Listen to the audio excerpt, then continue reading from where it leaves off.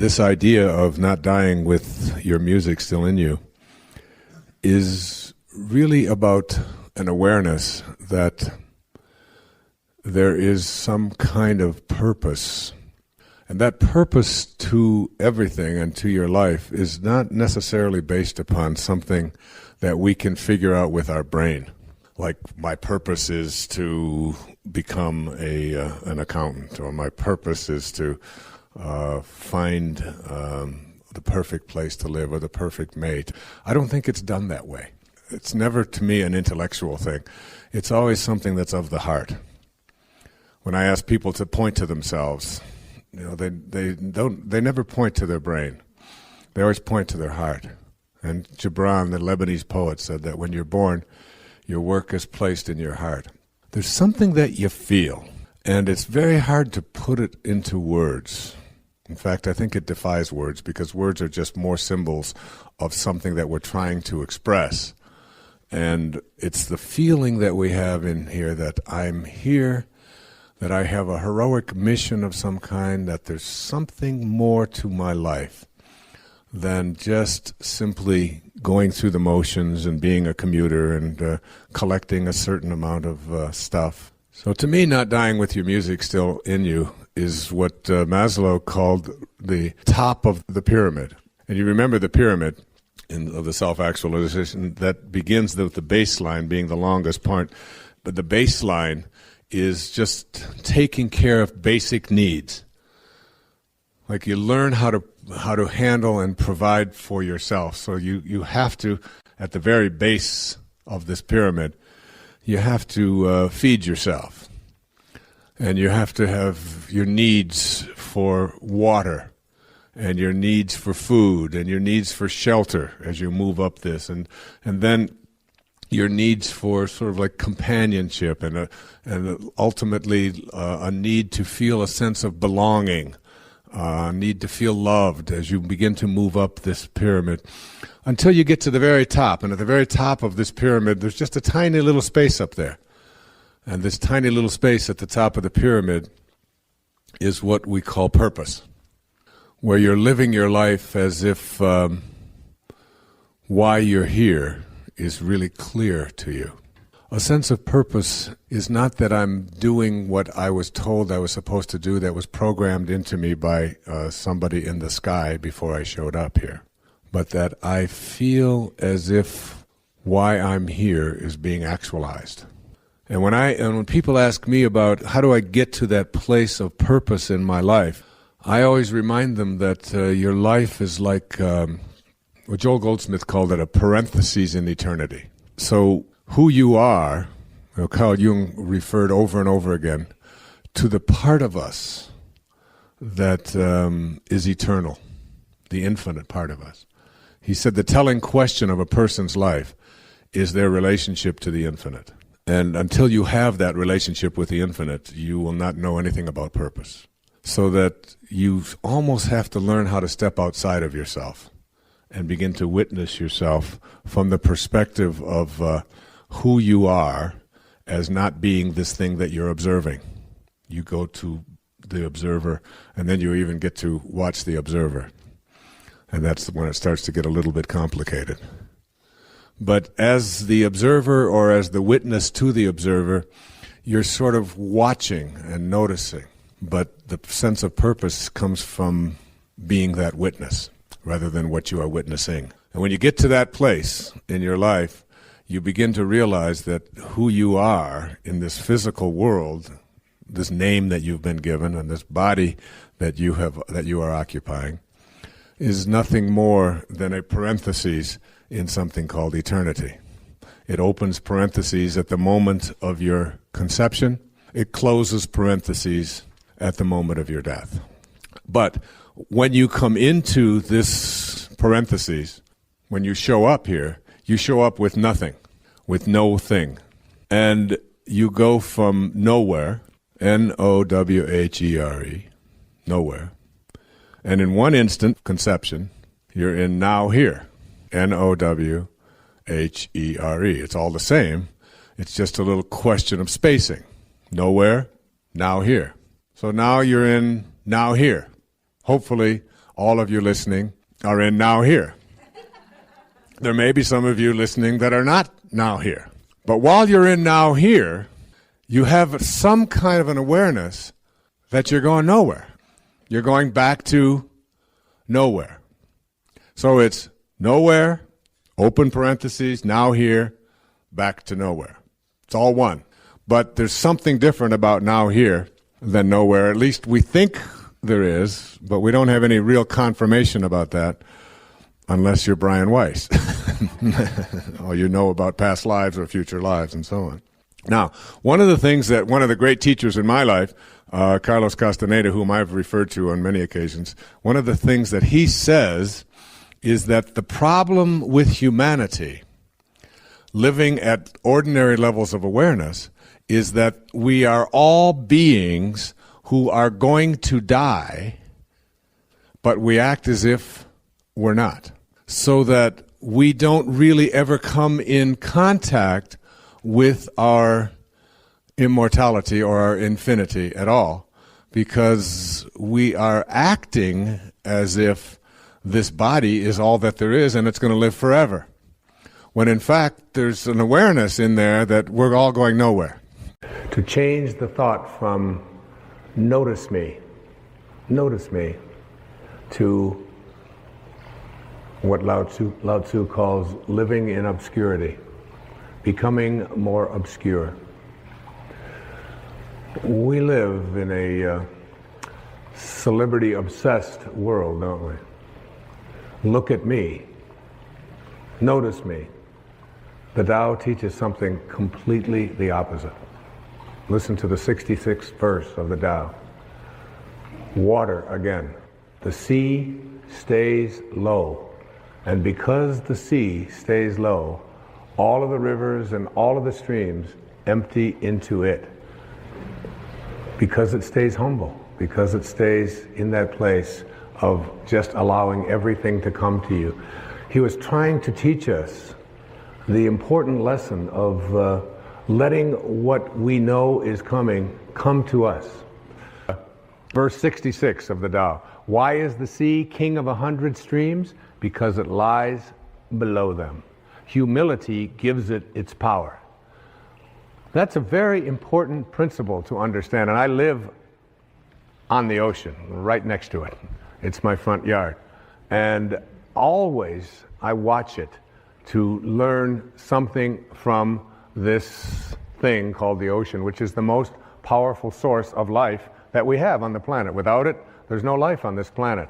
And because it stays low, so what does this have to say to us? Do you have the capacity to get past that ego need to always be saying, notice me, look how important I am? I mean, there's been a proliferation of this lately with this celebrity silly stuff, isn't it? I mean, CNN is doing, full hour shows on silly little things about what happened to this particular celebrity or what happened to that celebrity, and the celebrity's never even done anything. And there's all of this talk about it. And all of the new magazines.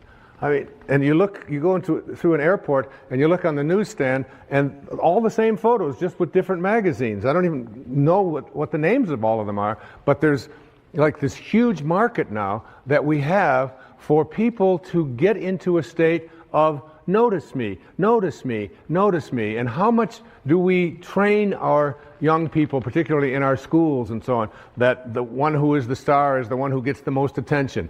The one who is the most important and the most valuable is the one that has the most people liking them and so on.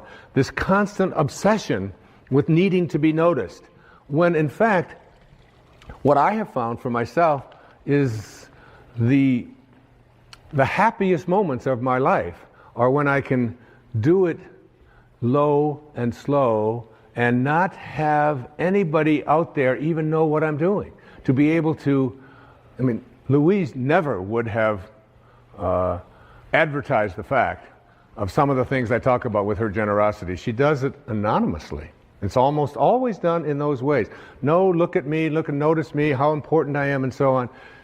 So much to learn from that kind of wisdom, from that kind of inner connection to the Tao, the ability and the willingness to do it anonymously, to say that you can just get done almost anything that you want to get done if you don't become obsessed with taking credit for it. In the 36th verse of the Tao Te Ching, it says, "The gentle outlast the strong. The obscure outlast the obvious." Try to become a little more obscure, a little less interfering, a little less notice me. A little less, one of the specific kinds of things that you can do is just as you're about, when somebody else is talking, just as you're about to interject what you've been thinking about for the whole time, waiting for them to stop talking, just stop, to bite your tongue and say, "Tell me more." Or, "That's very interesting. I have never heard that point of view before." Even if they totally, completely disagree with everything that you stand for, to be willing to listen, to be able to stop. Practice it. I practiced it when I did these verses of the Tao. I practiced it every single day while I was working on that. Just staying obscure. And for me, that's not always so easy because of just being recognized wherever I go. And if I saw someone who was about to recognize me, I would just put my head down. I would just walk a little bit past them like something. Right now, I just want to be anonymous. Right now, I want to be obscure. The Tao says, "Storms always end." Verse 23, "Fierce winds don't blow all morning. A downpour of rain doesn't last all day." Who does this? Heaven and earth. You're already connected to everything you want or need.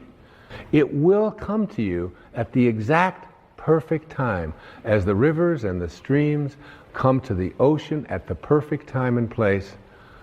You gotta trust. You gotta know it's going to come to you. You don't have to chase after it. You can become a little less obsessed with your ego and your self-importance and who you are and what you've done, and you can get so much more done. And you know what? It's the most peaceful and sweet, delicious way. It's like the song that Cecilia was singing about the rose. Thank you so much, and God bless you.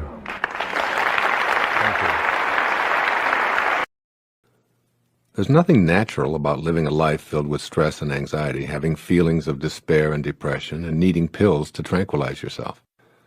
Agitated thoughts that produce high blood pressure, a nervous stomach, persistent feelings of discomfort, an inability to relax or sleep, and frequent displays of displeasure and outrage are violating your natural state.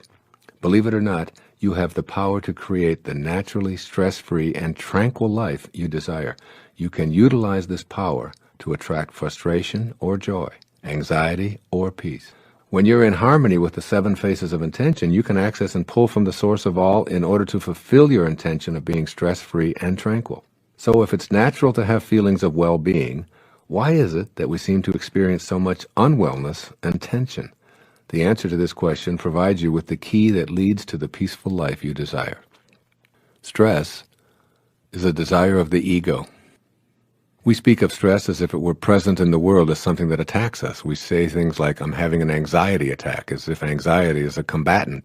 But the stress in your body is rarely the result of external forces or entities attacking you. It's the result of the weakened connecting link to intention caused by your belief that ego is who you are.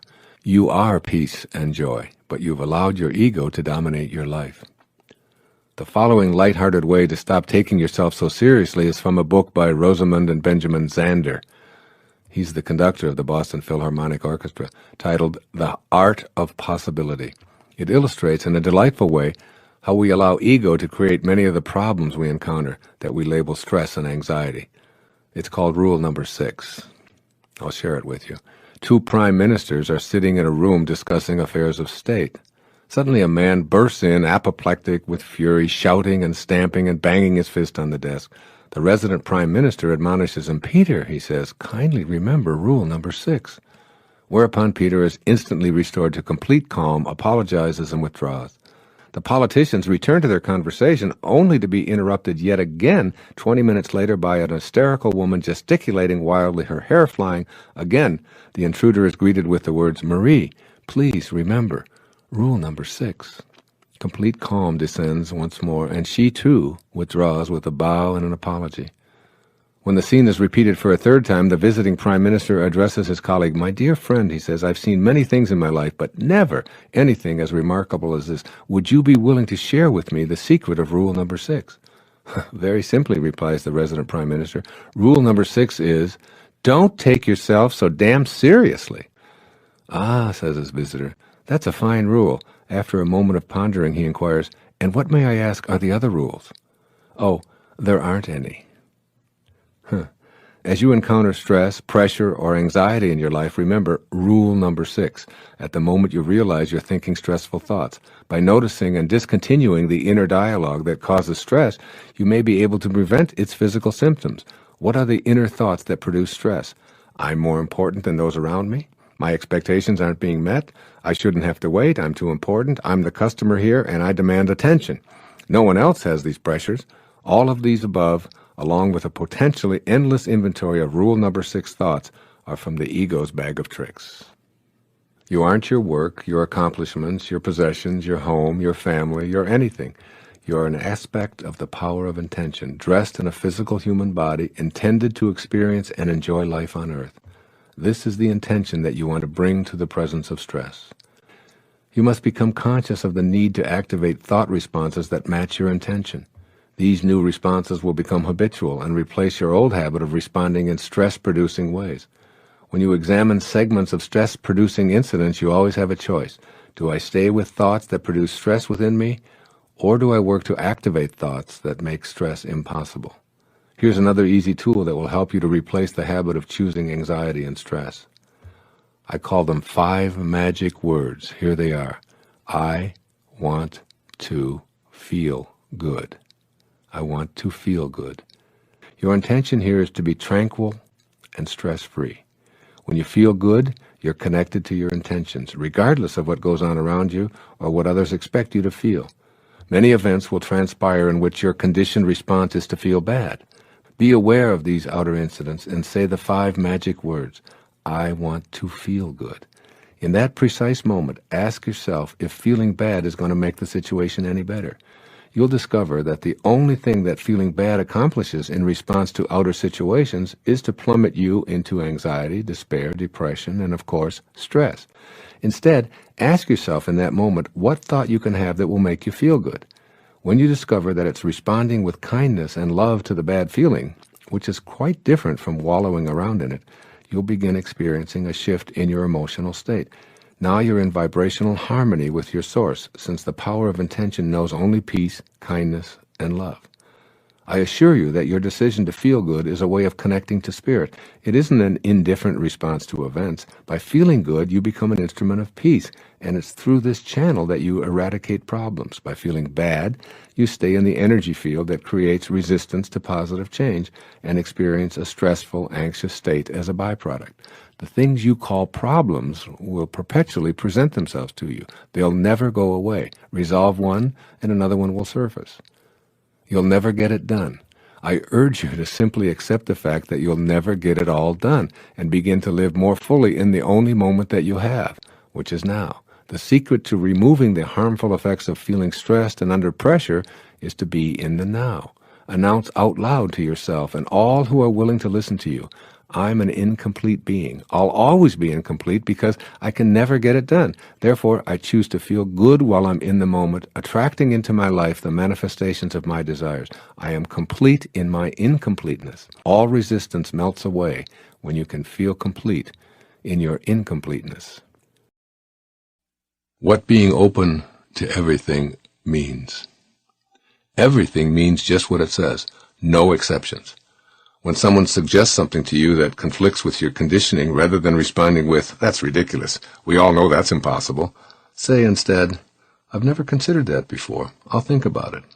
Open yourself up to the spiritual ideas of all people and listen with an open mind to crazy schemes and ideas that at first seem to be outrageous.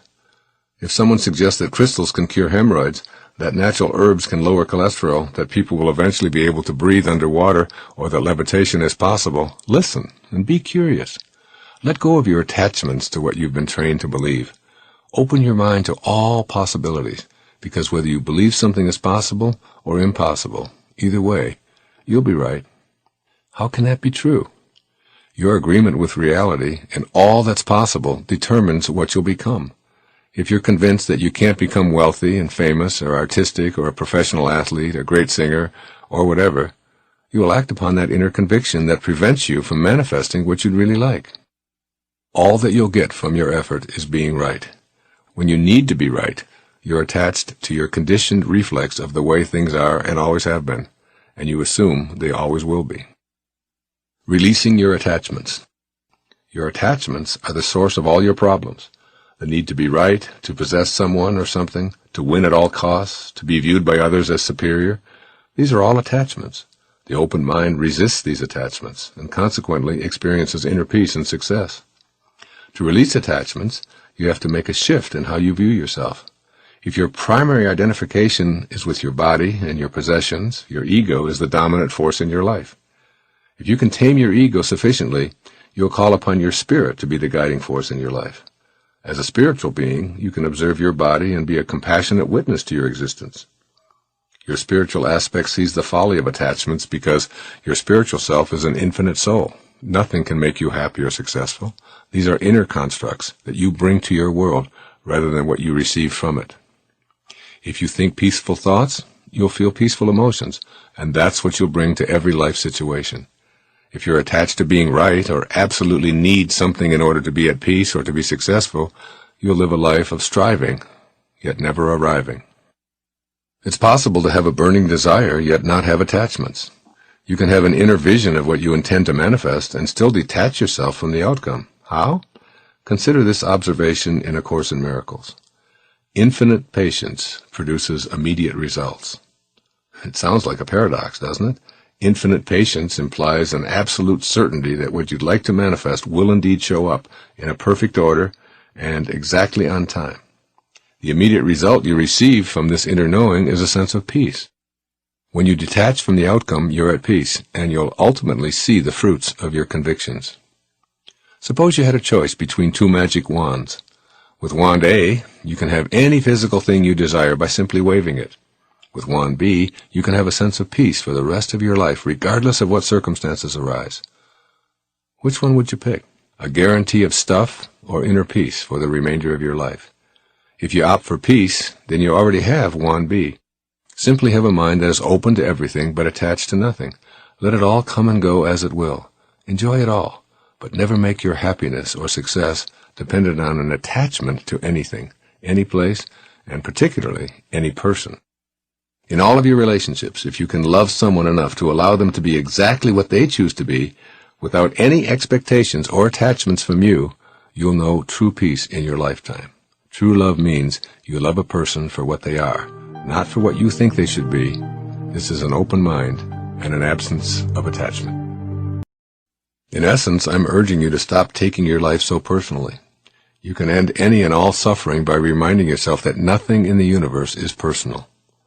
Of course, you've been taught to take life very personally, but this is an illusion. Tame your ego and absolutely free yourself from ever taking anything personally. Keep these thoughts in mind, particularly when you feel lost or unsure of your purpose. My purpose is about giving. I'll direct my thoughts off of me and spend the next few hours looking for a way to be of service to anyone or any creature on our endangered planet. This will bring you back to a realization that it doesn't matter what you do as long as you're able to give. In order to fully give and be of service and ultimately feel purposeful, you must be able to say yes when you ask yourself, do I really possess what it is that I wish to give away?